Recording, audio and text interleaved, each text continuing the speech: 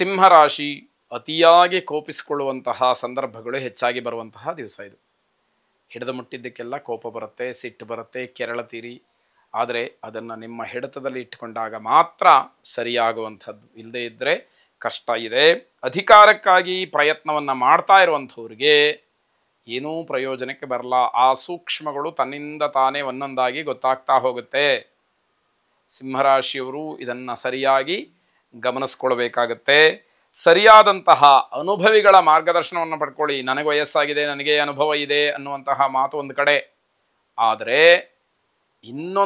ಮತ್ತೊಂದಷ್ಟು ವಿಚಾರಗಳನ್ನು ತಿಳಿದು ಈ ಸಂದರ್ಭಕ್ಕೆ, ಈ ಕಾಲಘಟ್ಟಕ್ಕನುಗುಣವಾಗಿ ಅದನ್ನು ಪರಿಷ್ಕಾರ ಮಾಡಿಕೊಂಡು ಆ ವಿಚಾರವನ್ನು ನೀವು ಅಳವಡಿಸ್ಕೊಳ್ಬೇಕಾದಂಥದ್ದಿರುತ್ತೆ. ವ್ಯಾಪಾರದಲ್ಲಿ ಹಲವಾರು ವರ್ಷಗಳ ಅನುಭವವಾಗಲಿ ಅಥವಾ ವಯಸ್ಸಾಗಲಿ ಇದ್ದರೂ ಕೂಡ ಮೋಸ ಹೋಗುವಂತಹ ಸಾಧ್ಯತೆ. ಇದನ್ನೇ ಗ್ರಹಚಾರ ಅಂತ ಕರೆಯೋದು. ನನಗಿದೇನು ಹೊಸ್ತಲ್ಲ, ನಾನು ಬೇಕಾದಷ್ಟು ಅನುಭವ ಇದೆ ಅಂತ ಕೆಲವರು ಹೇಳಿಕೊಂಡು ತಿರುಗ್ತಾರೆ. ಆದರೆ ಯಾಕೆ ಮೋಸ ಹೋದರು ಹಾಗಾದರೆ? ಅದು ಬಹಳ ಮುಖ್ಯವಾದಂಥದ್ದು. ಗ್ರಹಗತಿ ಚೆನ್ನಾಗಿಲ್ಲ ಅಂತಾದಾಗ ಯಾರನ್ನೂ ಕೂಡ ಅದು ಬಿಡುವುದಿಲ್ಲ ಅನ್ನುವಂಥದ್ದು ಗೊತ್ತಾಗಲಿ. ನಿಮ್ಮ ಪರಿಶ್ರಮಕ್ಕೆ ತಕ್ಕ ಪ್ರತಿಫಲ ದೊರೆಯೋದಿಲ್ಲ. ಆಗ ಸ್ವಾಭಾವಿಕವಾಗಿ ಸಿಟ್ಟು ಬರುತ್ತೆ ಅಲ್ವಾ? ಸಿಟ್ಟು ಬಂದಾಗ ಮತ್ತೊಂದಷ್ಟು ಚೆನ್ನಾಗಿರುವಂಥದ್ದು ಕೂಡ ಹಾಳಾಗುತ್ತೆ.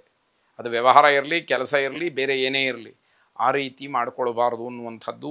ಅಸ್ತಮ ರೋಗಿಗಳಿಗೆ ಆರೋಗ್ಯದಲ್ಲಿ ತುಂಬ ದೊಡ್ಡ ವ್ಯತ್ಯಾಸ, ತೊಂದರೆ ಅಂತಕ್ಕಂಥದ್ದಾಗುತ್ತೆ. ಎಚ್ಚರಿಕೆ ಇರಲಿ. ಸರಿಯಾದಂತಹ ಔಷಧೋಪಚಾರಗಳನ್ನು ಸಕಾಲದಲ್ಲಿ ಅಥವಾ ಕಾಲಕಾಲಕ್ಕೆ ಮಾಡಿಕೊಳ್ಬೇಕಾದಂಥದ್ದು ತುಂಬ ಮುಖ್ಯವಾದಂಥದ್ದು. ಇಂದ್ರನನ್ನು ಪ್ರಾರ್ಥನೆ ಮಾಡಿ. ಶುಭವಾಗಿ. ಕನ್ಯಾ ರಾಶಿ, ಈ ದಿವಸ ಯೋಗ್ಯವಲ್ಲದೆ ಇರತಕ್ಕಂತಹ ಕೆಲಸಕ್ಕೆ ಭಾಗಿಗಳಾಗಬೇಡಿ. ಬೇರೆ ದಿವಸ ಹೋಗ್ಬೋದಾ? ಇದು ತಾರ್ಕಿಕವಾದ ಪ್ರಶ್ನೆ. ಆದರೆ ಇವತ್ತು ಸಣ್ಣ ಪುಟ್ಟ ಕೆಲಸಗಳು, ಸಣ್ಣ ಪುಟ್ಟ ಮಾತು ಕೂಡ ತುಂಬ ವೈರುಧ್ಯವನ್ನು ನಿಮಗೆ ತೋರಿಸುತ್ತೆ ಅನ್ನುವಂಥದ್ದು. ನಂಬಿ ಮೋಸ ಹೋಗ್ತಕ್ಕಂತಹ ಸಾಧ್ಯತೆಗಳು ಹೆಚ್ಚಾಗಿದೆ. ನಾನು ತುಂಬ ದಿವಸದಿಂದ ಅವರನ್ನು ಬಲ್ಲೆ ಅನ್ನುವಂತಹ ಮಾತೇನಿದೆ, ಅದಕ್ಕೂ ಕೂಡ ತೊಂದರೆ ಆಗುವಂಥದ್ದಾಗತ್ತೆ. ಎಚ್ಚರಿಕೆ ಇರಲಿ. ದೇವರ ಬಗ್ಗೆ ನಂಬಿಕೆ ಇರಲಿ, ಅಪನಂಬಿಕೆ ಬೇಡ. ಯಾರೂ ಕೂಡ ನಿಮಗೆ ಈ ವಿಷಯವನ್ನು ಬಲವಂತ ಮಾಡುವಂಥದ್ದೇನಿಲ್ಲ. ನಿಮಗೆ ಆಂತರಿಕವಾಗಿ, ಮನಃಪೂರ್ವಕವಾಗಿ ಭಗವಚ್ಛಕ್ತಿಯಲ್ಲಿ ನಂಬಿಕೆ ಬರಬೇಕು ಅನ್ನುವಂಥದ್ದು. ಅಪನಂಬಿಕೆಯನ್ನು ಇಟ್ಟುಕೊಂಡು ಮಾಡ್ತಕ್ಕಂತಹ ಕೆಲಸಗಳೆಲ್ಲವೂ ಕೂಡ ಬಹಳ ಹಿನ್ನಡೆಯನ್ನು ಹೊಂದುತ್ತೆ, ತೊಂದರೆಗೆ ಕಾರಣವಾಗುತ್ತೆ, ವಿರುದ್ಧವಾದ ದಿಕ್ಕಿನಲ್ಲಿ ಸಾಗುತ್ತೆ ಅಂತ ಅರ್ಥ. ಹಣ ಉಳಿಸೋದಕ್ಕೆ ಪ್ರಯತ್ನವನ್ನು ಮಾಡಿ ವಿನಾಕಾರಣವಾದಂತಹ ಖರ್ಚುಗಳನ್ನು ದೂರ ಮಾಡ್ತಾ ಹೋಗಿ. ಅದು ನಿಮಗೆ ಒಳ್ಳೆಯ ಮಾರ್ಗಸೂಚಿಯಾಗುವಂಥದ್ದು. ಸರ್ಕಾರಿ ಉದ್ಯೋಗಿಗಳಿಗೆ ಕಟ್ಟುಪಾಡು, ನಿಯಮಗಳು ಎಲ್ಲ ಮುಂದಿನ ದಿನಮಾನದಲ್ಲಿ ಹೆಚ್ಚಾಗತ್ತೆ ಎನ್ನುವಂತಹ ಸೂಚನೆ ಇವತ್ತು ಗೊತ್ತಾಗುತ್ತೆ. ಇಷ್ಟ ದಿವಸ ನಾವೇನೋ ಸ್ವತಂತ್ರವಾಗಿದ್ವಿ, ಹೇಗೋ ನಮಗನ್ಸಿದ ಹಾಗೆ ನಾವು ಇರ್ತಿದ್ವಿ ಅನ್ನುವಂಥವರು ಕೆಲವರು ಇದ್ದಾರೆ. ಆದರೆ ಅವರಿಗೆಲ್ಲ ಸ್ವಲ್ಪ ಬಿಸಿ ಮುಟ್ಟುವ ಹಾಗೆ ಆಗುವಂಥದ್ದಾಗತ್ತೆ. ನೀವು ಮಾಡ್ತಕ್ಕಂತಹ ಕೆಲಸದಲ್ಲಿ ನಿಮಗೆ ಸಮಾಧಾನ ಇರುವುದಿಲ್ಲ. ಅಂದರೆ ಇದನ್ನು ಎರಡು ರೀತಿಯಲ್ಲೂ ಅರ್ಥ ಮಾಡ್ಕೊಳ್ಬೋದು. ಯಾಕಾದರೂ ನಾನು ಈ ಕೆಲಸಕ್ಕೆ ಸೇರಿದೆ ಅನ್ನುವಂಥದ್ದು ಒಂದು ಭಾವನೆ. ಆದರೆ ಇಲ್ಲ, ನಾನು ಮತ್ತಷ್ಟು ಪ್ರಾಮಾಣಿಕವಾಗಿ ಕೆಲಸವನ್ನು ಮಾಡಿ ಸಮಾಜಕ್ಕೆ ಅಥವಾ ಈ ಸ್ಥಾನಕ್ಕೆ ನ್ಯಾಯವನ್ನು ಒದಗಿಸಬೇಕು ಅನ್ನುವಂತಹ ಭಾವನೆ ಮತ್ತೊಂದು ಕಡೆ. ಆದರೆ ಸಮಾಜಕ್ಕೆ ಏನನ್ನಾದರೂ ಒಳ್ಳೆಯದನ್ನು ಕೊಡಬೇಕು ಅಂತಕ್ಕಂತಹ ತುಡಿತ ಏನಿದೆ, ಅದು ನಿಮ್ಮನ್ನು ಸದಾಕಾಲ ಕಾಪಾಡುವಂಥದ್ದಾಗತ್ತೆ. ಬೇರೆ ಕೆಲಸಕ್ಕೆ ಈ ದಿವಸ ನೀವು ಪ್ರಯತ್ನವನ್ನು ಮಾಡಬಹುದು. ಆದರೆ ಅದು ನಿಮಗೆ ಎಷ್ಟರ ಮಟ್ಟಿಗೆ ಸಹಾಯಕವಾಗುತ್ತೆ ಎನ್ನುವಂತಹ ಚಿಂತನೆಯೂ ಕೂಡ ಅದರ ಜೊತೆಯಲ್ಲಿ ಇರಲಿ. ಕುಬೇರ ಲಕ್ಷ್ಮಿಯನ್ನು ಪ್ರಾರ್ಥನೆ ಮಾಡಿ. ಶುಭವಾಗಿ. ತುಲಾರಾಶಿ, ದೇವರಿಗೆ ಹಳೆಯ ಹರಕೆಗಳೇನಾದರೂ ಇದ್ದರೆ ಅದನ್ನು ಆದಷ್ಟು ಬೇಗ ತೀರಿಸ್ತಕ್ಕಂತಹದ್ದು ಒಳ್ಳೆಯದು. ಹರಕೆ 12 ವರ್ಷ ಅಂತ ಹೇಳಿ ಸಾಮಾನ್ಯವಾಗಿ ಮಾತಾಡ್ತಾರೆ. ಆದರೆ ನಮ್ಮ ಕೆಲಸಗಳ ಆದ ಮೇಲೆ ನಮಗದೆಲ್ಲ ಮರ್ತೋಗುವಂತಹ ಸಾಧ್ಯತೆಗಳು, ಅಂತಹ ಸ್ವಭಾವಗಳು, ಆ ರೀತಿಯ ಮನಸ್ಥಿತಿ ಹೆಚ್ಚಾಗಿಯೇ ಕೆಲಸವನ್ನು ಮಾಡುತ್ತೆ. ಅದು ಮತ್ತೆ ತೊಂದರೆಗೆ ಕಾರಣವಾದಾಗ ನಮಗೆ ಹಳೆಯದೆಲ್ಲ ಜ್ಞಾಪಕಕ್ಕೆ ಬರುವಂಥದ್ದಾಗತ್ತೆ. ಈ ರೀತಿ ಮಾಡಿಕೊಳ್ಬಾರ್ದು ಅನ್ನುವಂಥದ್ದು.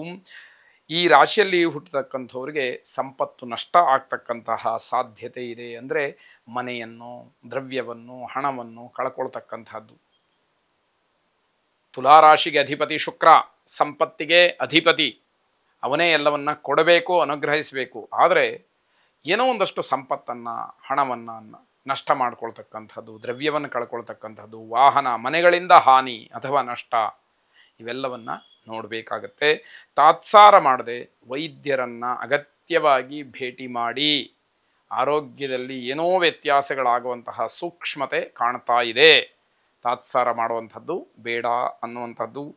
ಕಷ್ಟ ಬಂದಾಗ ಮಾತ್ರ ದೇವರನ್ನು ಸ್ಮರಣೆ ಮಾಡ್ಕೊಳ್ತಕ್ಕಂತಹ ಅಭ್ಯಾಸ ಇದ್ದರೆ ಅದನ್ನು ದೂರ ಮಾಡಿ.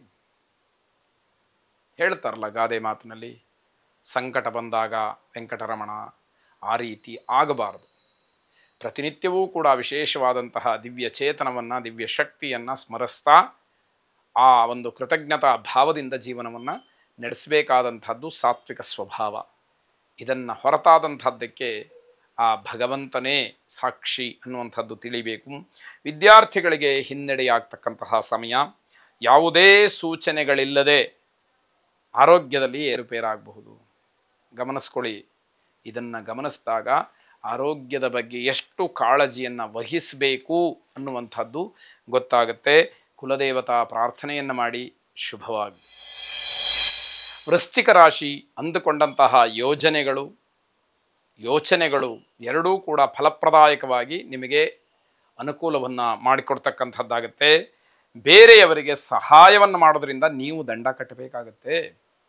ಅಂದರೆ ಯಾವ ರೀತಿಯಲ್ಲಿ ಯಾವ ಕೆಲಸಕ್ಕೆ ನೀವು ಸಹಾಯವನ್ನು, ಸಹಕಾರವನ್ನು, ಪ್ರೋತ್ಸಾಹವನ್ನು, ಆಶ್ರಯವನ್ನು ನೀಡ್ತಾ ಇದ್ದೀರಿ ಅನ್ನುವಂಥದ್ದನ್ನು ಪ್ರಶ್ನೆ ಮಾಡಿಕೊಳ್ಬೇಕು. ಆದರೆ ಕೆಲಸದ ಒತ್ತಡದಿಂದ ನಿಮಗೆ ಯಾವ ವಿಚಾರಕ್ಕೂ ಕೂಡ ಅವಕಾಶಗಳು ಆಗೋದಿಲ್ಲ. ಹಾಗಂತ ವೈಯಕ್ತಿಕವಾದಂತಹ ಜೀವನವನ್ನೇ ಮರೆತು ಬಿಟ್ಟರೆ ತೊಂದರೆಯಾದಾಗ ಮಾತ್ರ ಅದರ ಹಿಂದೆ ಹೋಗ್ತಕ್ಕಂಥದ್ದಲ್ಲ ಅನ್ನುವಂತಹ ಎಚ್ಚರಿಕೆ. ಕುಟುಂಬ ಸದಸ್ಯರ ಜೊತೆ ಸಂತೋಷವಾಗಿರೋದಕ್ಕೆ ಪ್ರಯತ್ನ ಮಾಡ್ತೀರಿ. ಆದರೆ ಬೇಡದೇ ಇರತಕ್ಕಂತಹ ವಿಚಾರಗಳು ನಿಮಗೆ ಪ್ರತಿ ಹಂತದಲ್ಲೂ ಕೂಡ ಅಡ್ಡಿಯನ್ನು ಉಂಟು ಮಾಡ್ತಾ ಇರುತ್ತೆ. ನಿಮಗೂ ಮನೆಯವರಿಗೂ ಇದರಿಂದ ತುಂಬ ಬೇಸರವಾಗ್ತಕ್ಕಂತಹ ಸಂದರ್ಭ.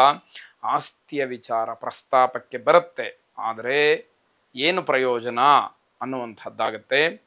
ಗಂಡ ಹೆಂಡತಿಯರ ಮಧ್ಯದಲ್ಲಿ ಸಣ್ಣ ಪುಟ್ಟ ವಿಚಾರಕ್ಕೆ ಜಗಳವಾಗ್ತಕ್ಕಂತಹ ಸಾಧ್ಯತೆ ಹೆಚ್ಚಾಗಿರುತ್ತೆ. ಕುಲದೇವರನ್ನು ಪ್ರಾರ್ಥನೆ ಮಾಡಿ. ಶುಭವಾಗಿ.